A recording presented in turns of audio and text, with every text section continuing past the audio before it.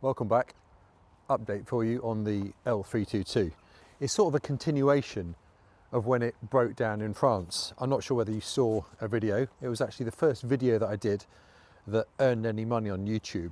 A bit more of that later.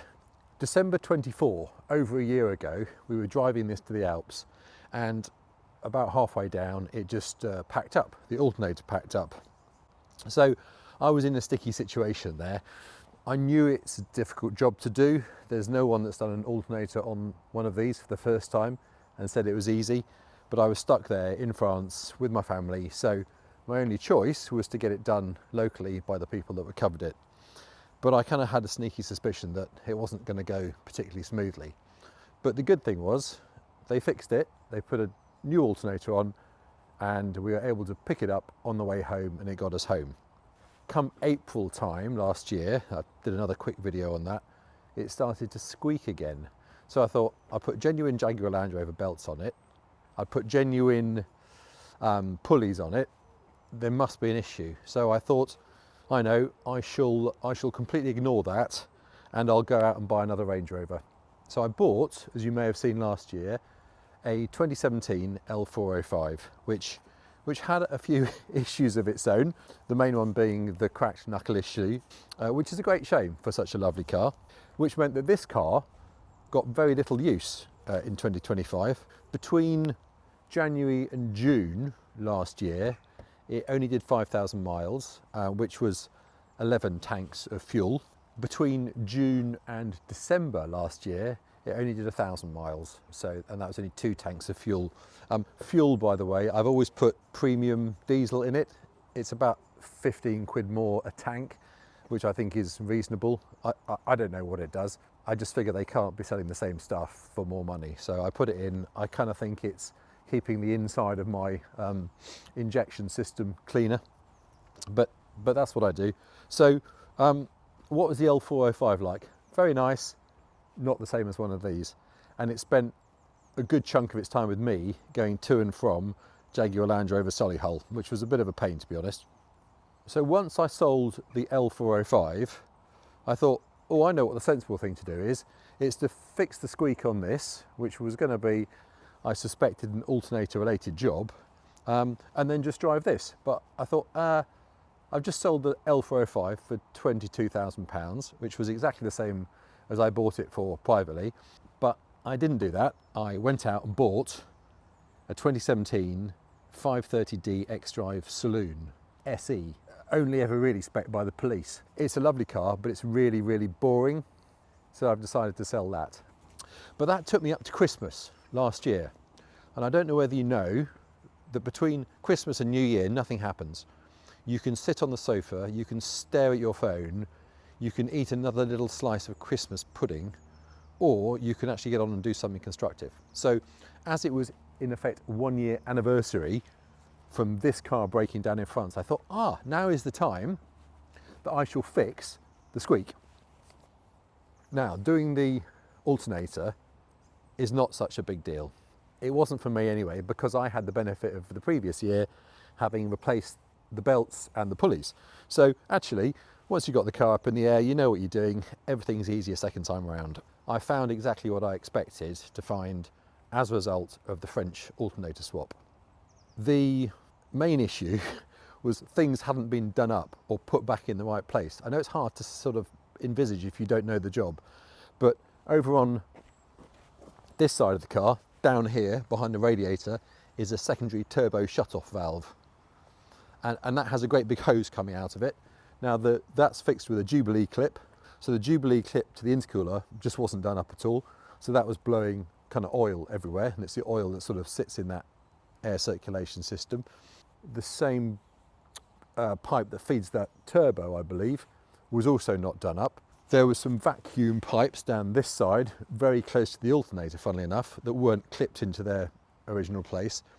And the wiring loom on the back of the fan cowling on that side was just like a snake's wedding. They're just trying to put it back in a rush.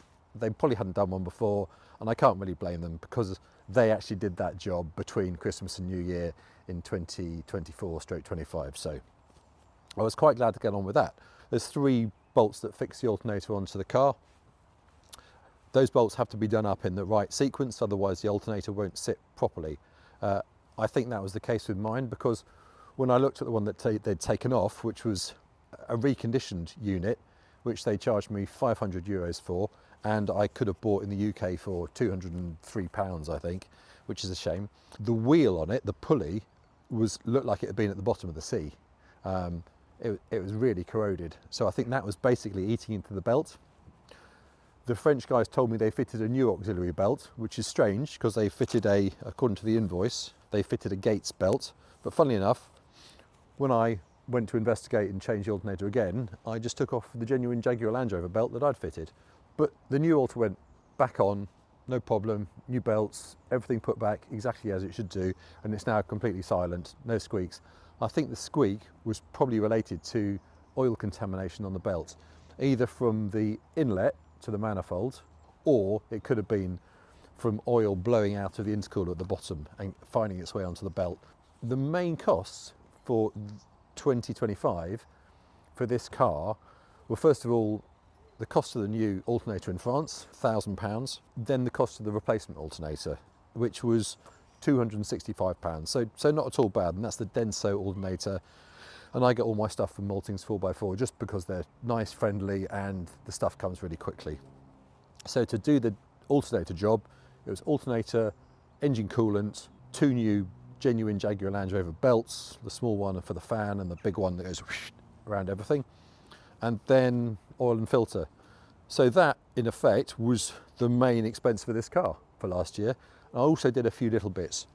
Wheel nuts, I bought 4 new wheel nuts because the caps on them basically are like a bit of stainless steel over an alloy nut, which as the alloy nut expands, your nuts swell, which is not what you need. So when you're washing the car, just go around with a socket, and if any of them are tight to get on, just swap the nuts out. I bought 4 of those, that was 15 quid. I also bought the exhaust kind of thing for the suspension compressor. There was nothing wrong with mine, but I thought I'd change it. Apparently they get blocked up, but I think the ones that get blocked up may have been the previous type than the one I changed. It's a really weird thing. It looks like it's made out of lots of tiny ball bearings squashed together. Anyway, I changed that. That was quite expensive. That was £50. Windscreen wipers, 30, and I put in a new internal heater fan. I put in a Nissin's one, which was just under £90, which I regret because I should have put another Valeo one in, because I think the Nissin's one is noisier than the Valeo one. That's it. So can you get a reliable 322? Yes, you can, but you've got to spend a lot of money on it, changing all the bits that the last owner decided not to do. Or you buy one that's had all the bits done. More on that later.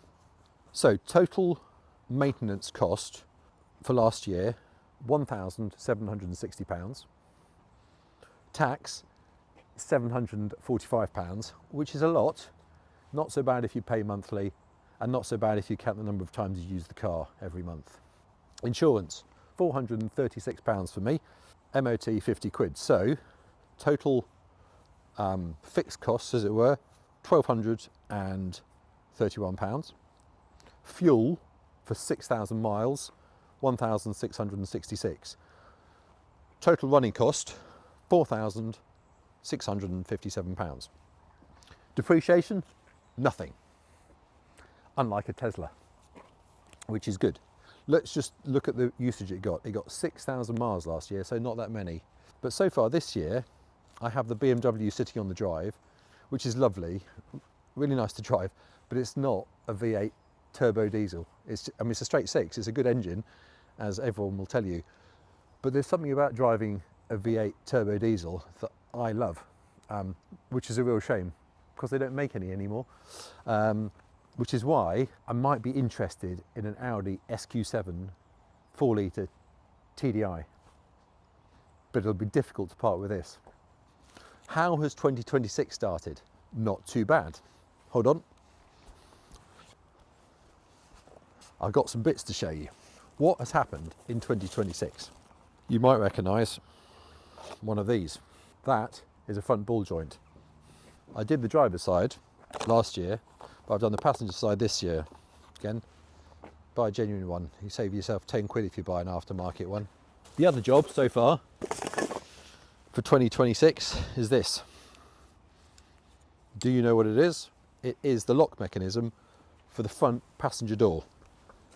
It was getting a bit lazy, so I did a quick Google, and unfortunately you can only buy those bits new, £308. But I managed to get it for 100 from a Jaguar Land Rover dealer up in Scotland, which I was quite chuffed with. So that is it for 2026 so far. The ball joint on this side, because it was rattling a bit, and the door lock on the passenger side as well. So far this year I've done 2,500 miles in it and 6 tanks of fuel, all premium diesel of course. Why am I driving this and not the BMW? Well, this is just much nicer to be in. It's lovely when the weather is completely horrid. It's got the Pirelli SF2 tyres on, which are brilliant at shifting water, unlike the Pirelli Scorpion PNCS Land Rover approved tyres, which I still think are bloody lethal. I mentioned YouTube earnings. The video I did on the French breakdown was the first video that I was able to earn any money on. Now, I'm not doing this to earn money on YouTube. I'm actually doing it just to help the way I present an idea. So if you feel I've improved over the year, obviously everyone likes a bit of a pat on the back, so just let me know. And I should try and stop saying I realise that. So what am I going to do with the L322? That's a good question. The one car that's of interest to me at the moment is the SQ7 TDI. It's got a 4-litre V8, probably much more modern design than this one, and this has got 2 turbos. The SQ7 TDI has sort of got 3, but as you probably know, it doesn't quite have 3. It has 2 and then an electrical fan, like a hairdryer, that spins up the first one, which is quite clever. But if you've got an SQ7 TDI and you live anywhere near Stratford-on-Avon and you fancy coming down and meeting up and letting me have a drive of it, and maybe you could have a drive of this if you haven't had one, or equally, if you've owned one of these, specifically the 4.4, and you've got an SQ7 TDI 4-litre, let me know in the comments what you think of the two. I'd be very interested to know. They're sort of within price range-ish. So that's it for 2025. It has been a funny year with the 322, interrupted by a 405, which is now with its next loving owner. I hope you've enjoyed this wrap up. It does show that once these are working and working well, they're not too expensive to keep going. They are heavy, they will wear out bits of suspension, so you will have to change those. But they are like nothing else to drive. Thank you for joining me. If you've enjoyed this video, please do like, subscribe. And I think for people that have, well, like myself, that have not that many subscribers, there's something called hype on YouTube. If you come across it, just press that as well. I'm not really sure what it does. But anyway, thanks again, and I hope to see you again soon, and look after yourselves.